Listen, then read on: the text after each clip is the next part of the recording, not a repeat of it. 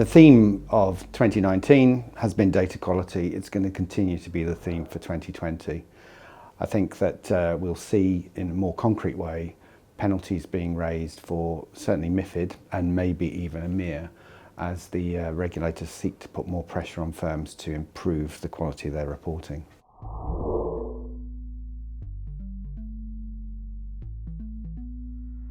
Well, for us and most of the industry, it's going to be SFTR.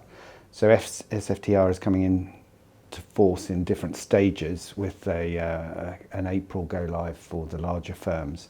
That's going to be a huge challenge because the regulation itself is very complex. It's an area that hasn't had reporting as an obligation previously, so I think that's going to be one of the big areas. We're also seeing SMR being applied to core firms now, and so the overlap between SMR and the reporting regulations is going to become more important.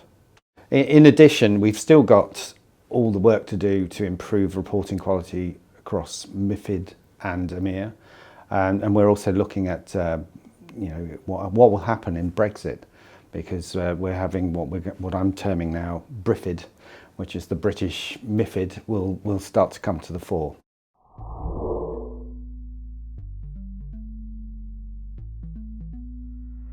In 2020, the regulators' expectation of data quality is increasing.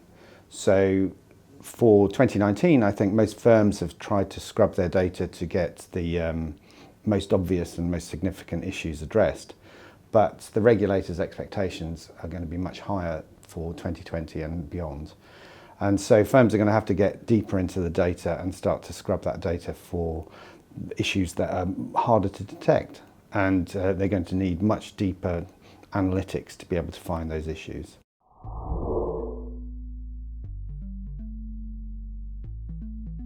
There is the general requirement for firms to do accuracy testing and reconciliations.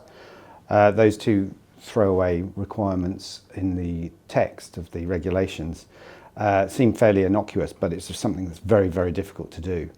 And we support firms with the analytics side and the reconciliation side, but we are working quite diligently to have the most extensive testing so that all the issues can be surfaced when we're testing firms' data quality. And I think that's the area that firms need to ensure that they're having that really deep analytics being carried out on their data, because they could have hidden issues that are very pervasive across their data, which when surfaced eventually could come to really create some problems for them with their relationship with the regulator.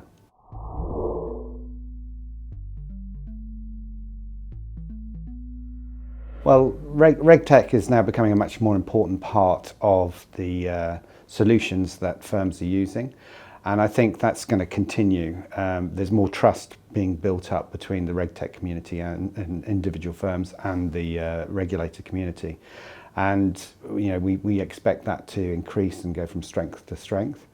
So the RegTech communities and firms like ourselves are able to provide solutions that the firms can't do themselves alone within their organisations.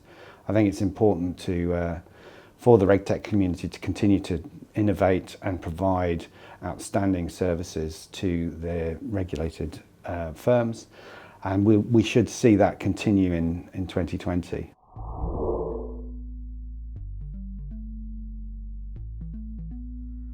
2020, we're expecting in the end of January that there's a separation of the UK from Europe, part of Brexit.